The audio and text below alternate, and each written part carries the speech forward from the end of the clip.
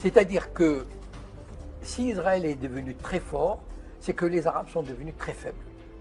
Et il n'y a pas de mesure. Comment expliquer ça? C'est que, d'abord, il y a eu la destruction de pays comme l'Irak, la Libye. C'est un signe qu'on a envoyé aux Arabes, aux dirigeants arabes.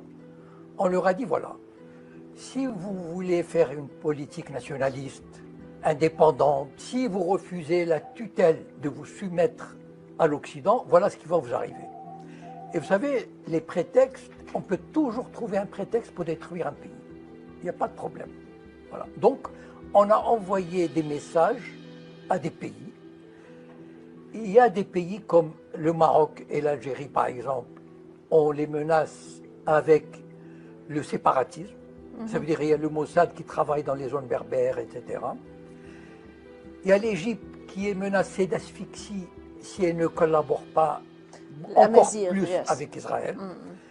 Donc en fait, il y a toutes sortes d'actions qui sont menées, qui sont, par exemple, les monarchies du Golfe, on peut leur dire, écoutez, si vous ne collaborez pas avec Israël, ben on va vous envoyer Daesh.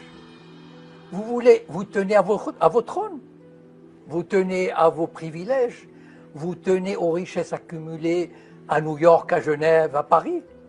Collaborez. Sinon, on vous confisque vos biens et on vous envoie Daesh.